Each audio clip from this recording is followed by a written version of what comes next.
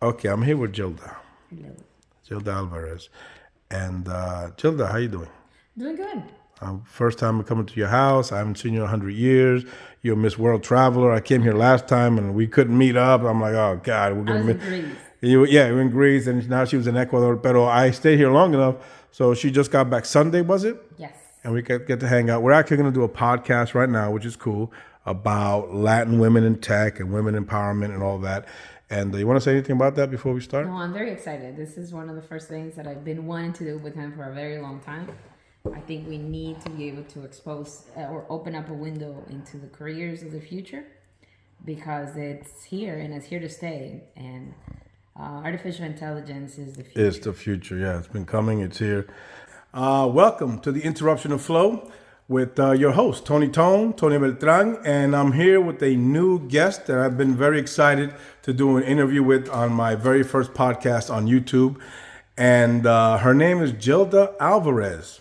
And let me just talk to you about her little introduction here, which is very, very impressive.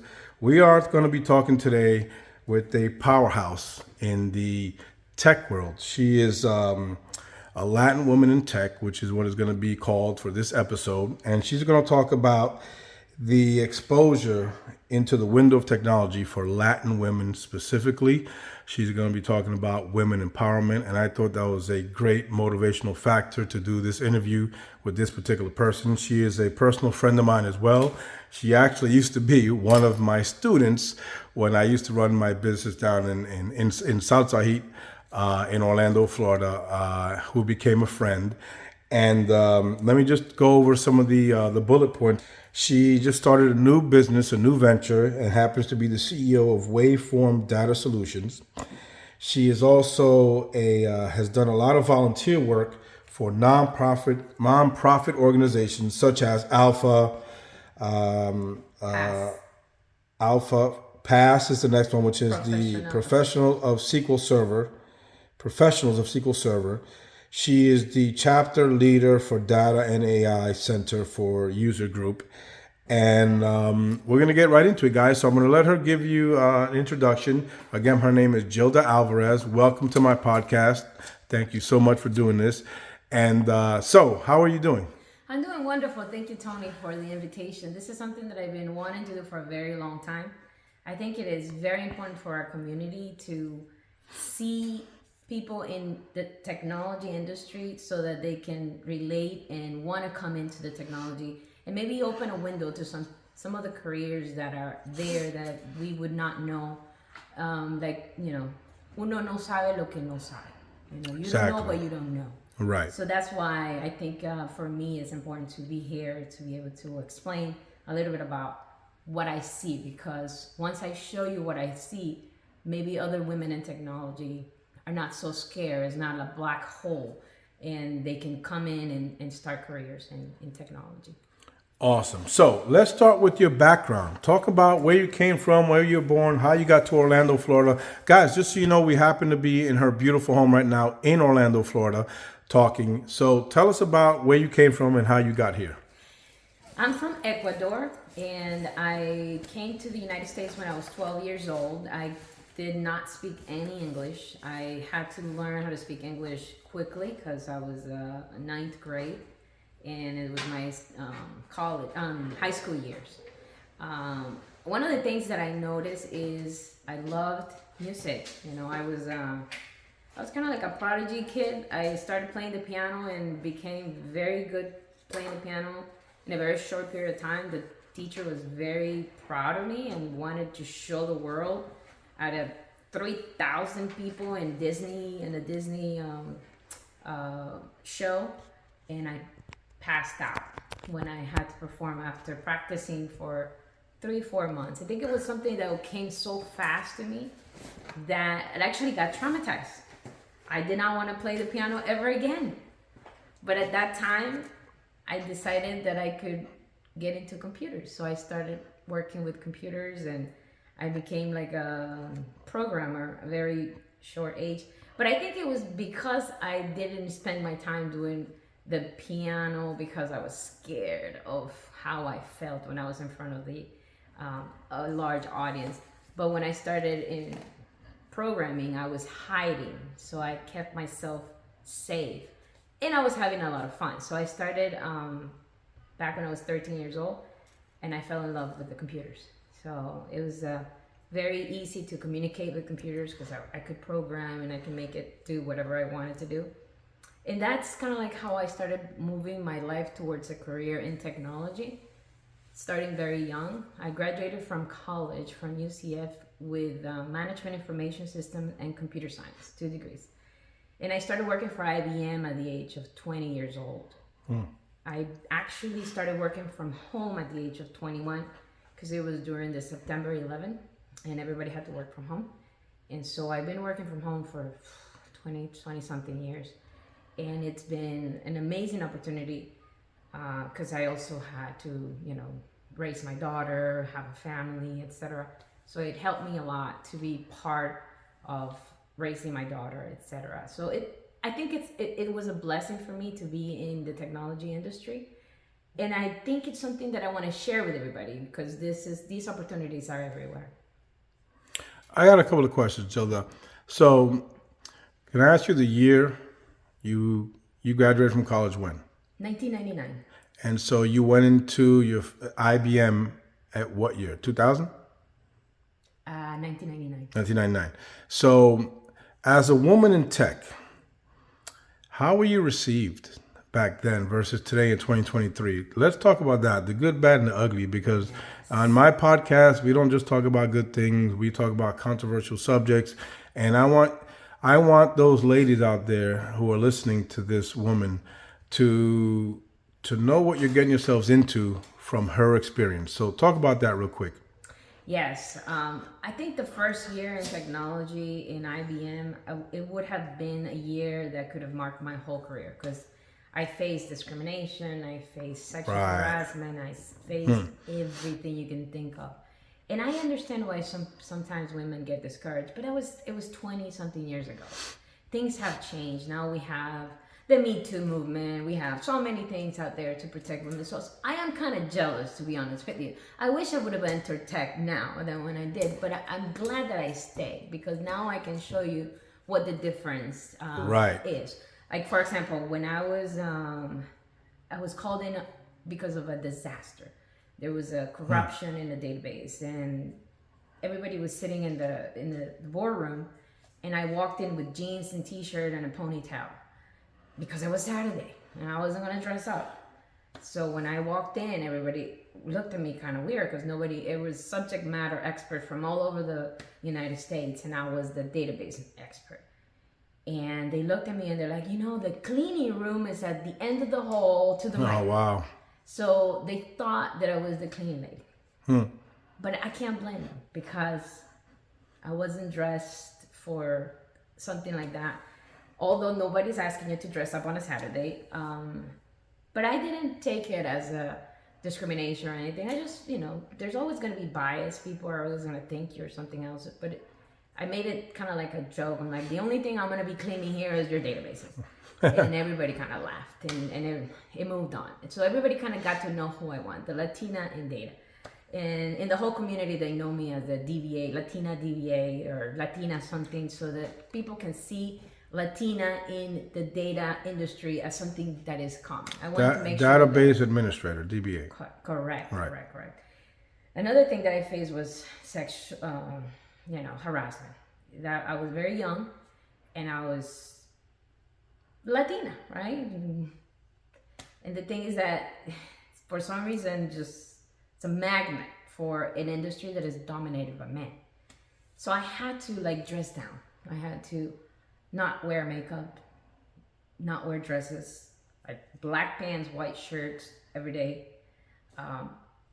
Try not to do anything that could change or make distraction in the team because it is what it is. So I need to be able to create credibility in the beginning. So I had to change who I was in order to build that credibility for many, many years. And I am a woman, and I am a Latina, and I want to be able to show who I was. So it wasn't until 7 years ago that I saw a Latina walk into a room with a beautiful sundress, makeup, and talk about her career in tech as a Latina. And I was like, so I can do that? I can actually be myself? And that day changed my life, because then I changed my clothes, I changed everything. Everybody knew the real Joga 7 years ago. So that woman at that time kind of helped you navigate the minefield of sexual harassment in the workplace during that time as a Latin woman, which I guess I would say empowered you even more, which is what you're trying to do now to Latin women in this tech space. Is that correct? Correct. Okay, awesome. Did you eventually, I'm assuming you did, obviously, gain that respect that you deserved and the credibility based on your skills, your brain, not just how you looked? Well, first of all, I didn't change myself Right. during my career. I was very, I would say, manly looking for a very long time. Like a tomboy? Tomboy, yeah. And I think my credibility was built based on my work. Like, Right. the companies that I work for, very big companies. So I was exposed to very big technologies, right? I'm an Oracle DBA, I'm a SQL DBA. And so I have these very high exposure to technology, leading edge technology. So people would want me in their projects because of that, not necessarily. It was never looks for me, because the technology industry does not look for that. Okay, so you are currently on the side, other than your normal job as a senior manager, you're the CEO of a company called Waveform Data Solutions that you created. Talk about that. So during the pandemic, I decided to start speaking and exposing myself to mentoring programs through Latinas in Data, which opened a door for people to get to know what I do for businesses, large businesses. So that helped me get into the Latin market. And now I've done work for the last 2 years in Latin America, and I've hired people in Latin America to do projects.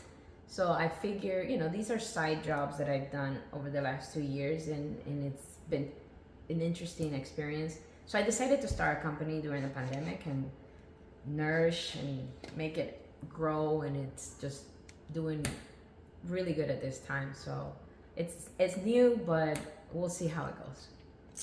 Okay, I have another question, and that is, you are a Latin woman, and you're talking about Latin women in tech. So I want you to summarize in Spanish only, for all those Latinas out there que no hablan inglés, who don't speak English, about, just give us a summary, not with all the details of, how they can get into this world, the opportunity that is there for them that they're probably not even aware of. Talk about the exposure, everything you talked about, just in summary, but in Spanish.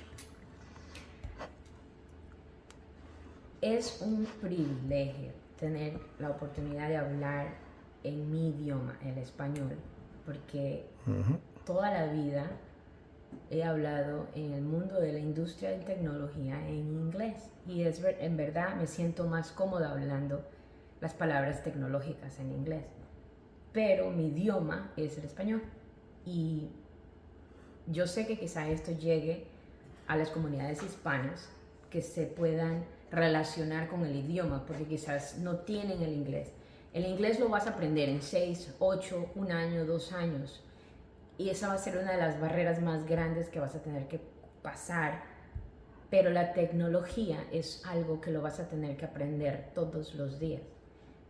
Personalmente, yo les pido a la comunidad hispana que les gusta aprender acerca de la tecnología, que exploren carreras y oportunidades en tecnología, porque la vista es muy bonita desde acá arriba en la montaña, y somos el 1% en el mundo de latinas que estamos en tecnología, y para mí sería muy egoísta seguir subiendo esa montaña cuando hay tantas mujeres allá afuera que se pueden empezar a educar fácilmente y por gratis por medio de los programas que hay en YouTube o por medio de ser parte de Latinas in Data o Data and AI Central Florida, que es el grupo que yo lidero, para poder seguir creciendo juntos, porque yo no voy a dejar esta industria en los próximos 10 años. Yo espero dejarla eventualmente retirarme, pero no soy de las que muchas se rajan y se van, porque la industria a veces es demasiado fuerte. O sea, gracias a Dios he podido mantenerme 25 años y seguir creciendo, y no solamente creciendo, sino contratando y mentorando más personas para que entren a esta industria. Entonces, yo lo que quiero por medio de este canal y por medio de esta forma de comunicación, que se puedan ver en mí una persona como otra persona, una niña, una inmigrante que vino del Ecuador y empezó a explorar una tecnología que no existía para ella, porque mientras todo el mundo estaba en las fiestas, Gilda estaba programando. Mientras todo el mundo estaba ocupado con su vida y sus hobbies, Gilda estaba aprendiendo tecnología. Entonces, yo sé que como mí hay muchas otras mujeres allá que se representan en mí. No dejas de ser una mujer latina porque te gusta la computadora, porque te gustan las computadoras. No dejas de ser una mujer latina porque te gusta tener una conversación intelectual. No dejas de ser latina porque te gusta crear sistemas, software y compañías. No dejas de ser una latina porque quieres crecer. No solamente identifiquemos a una mujer latina por su belleza o por su personalidad o por o cómo se representa en los canales, en todo lo que es la social media, ¿no? La mujer latina es mucho más que eso. La mujer latina puede ser y puede crecer de ese 1% que somos en el mundo a más. Entonces, una de las metas mías y uno de los propósitos que estoy aquí y que ha sido mi propósito por los últimos 5 o 10 años es eso, es poder crecer ese 1% a 2%. O sea, no pido mucho, que podamos crecer un poquito más, porque la vista es muy bonita. La vista es muy bonita desde acá arriba. Okay, so in summary, I want you to talk about now in English, as you did in Spanish, any lasting words, any advice you want to give out there to any woman, Latin or otherwise, of any age, of any kind, just to let them know that this is a possibility for them, and if they want to enter this world, what to do, how to get in, where to go, any resources, and also where they can find you online, any social media outlets that they can possibly even DM you, contact you for advice. Because to me, you said this earlier, it is so important in life of anybody, man, woman, Latin or otherwise, to impart the knowledge and impart it down to anyone coming up. You have to share what you know, because it's not right. It's, like you said, it's egotistical to just keep all that knowledge to yourself and not help others coming up, especially your own culture. That's very important. So talk about that in summary, and what you think. So English and Spanish, or whatever. What I was saying in English is that the reason why I'm here and the reason that I find that this is a life purpose is that walking up that mountain by myself as a Latina, it would be so egotistical of me to continue to climb and not see other people come and lift them. Help them, and support them. Help them, and believe it or not, as you lift people, you also lift right. yourself. Exactly. Because that's how I started my business. I started by exposing myself into the technology with the things that I know to try to help other women, and actually that brought me opportunities and constantly is bringing me more opportunities. So I encourage other women that are in tech, because I know they're everywhere, but they're so busy taking care of their husbands, taking care of their houses, taking care of their kids. They're very busy. But an hour or two a week to expose what they know and to be a model for other women is crucial to bring awareness in technology. In the area where I am, data and AI, we are the 1%. 1% in the world of what we do. What's the back end of ChatGPT is data and AI and machine learning, all these things that are the future, and their careers are the future, that are accessible for us through college, through courses online, etc., etc. If you're a lifelong learner, if this is what you do, you like to learn new things, I encourage you to come. I know everybody talks about engineering and medicine and all kinds of other careers, but I encourage you, if you're a creator that likes to do things your way or that want to develop new things, come into technology, come into data, and shine. Because you can shine anywhere you're going to shine. Why not shine in a career that gives you so much? You know, I'm very blessed to be in this. I never thought I was walking into this career because the terrain is very rough. You know, you're climbing a mountain that it gets cold, there's wind, there's going to be temperatures, there's going to be lack of oxygen, there's going to be so many things. But then you're going to walk into the top of that peak and you're going to look at that view and you're going to say it was worth it.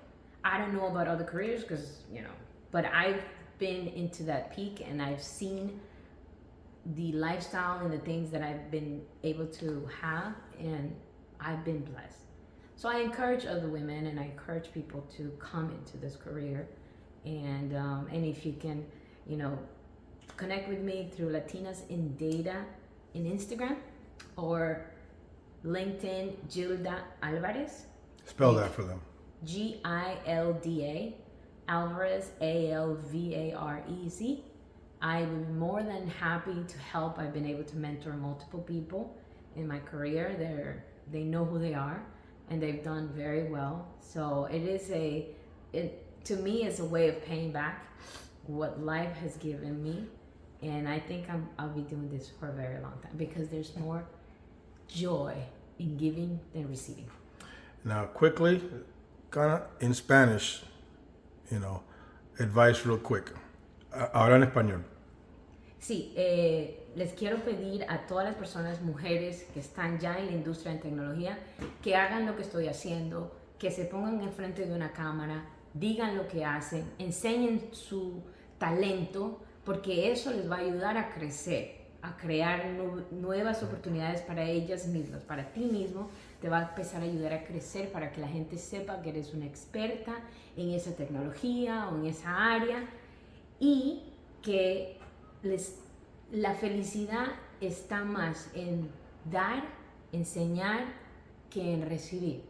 Eso es una lección que he aprendido en los últimos 5 años, porque la emoción de yo poder enseñar es algo que me llena, que me hace viajar a cualquier parte del mundo y poder enseñar, pagándomelo yo sola. O sea, a mí nadie me paga por ir a enseñar. Yo lo hago con todo el gusto del mundo, porque en ese lugar empiezo a crear una comunidad, amigos de vida, partners de negocio, que eventualmente empiezas a crecer.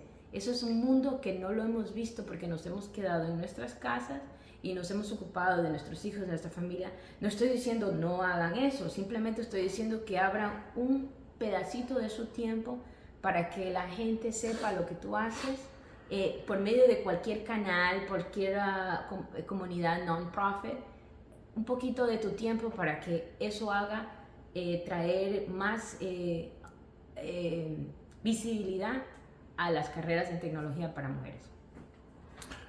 Well, wow, that was great. That was a lot of information. Clearly, guys, if you're watching this, Gilda right here is a pioneer in this industry, and she's trying to help those come up. She had it rough in the beginning. She weathered the storm. She made it through. And I want to leave you with an old school quote from the Obama administration in English and in Spanish. And it's simply this, for the Latinas listening: sí se puede. Yes, we can. And it's possible. So I want to thank Gilda so much for doing this podcast. Thank you.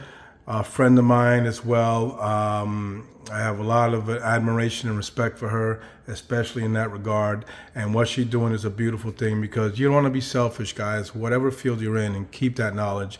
We're all getting older. You want to filter that knowledge down to those coming up. If you see somebody on a mountain, like she said earlier, you know, extend your hand out, help them out so they can climb up faster than you did when you first climbed that mountain. That is so, so important for our community.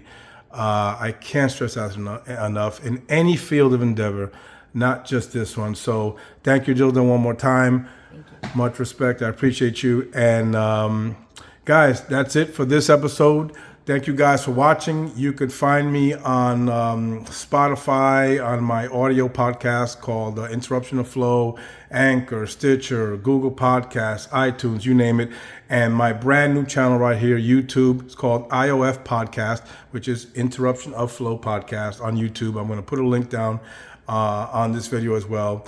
And Gilda, you can find her, you said, on Latinas in Data on Instagram. Anywhere else? LinkedIn, Gilda LinkedIn. Alvarez. There you go. Well, thank you guys for watching. This is Tony Tone. I am out. Peace.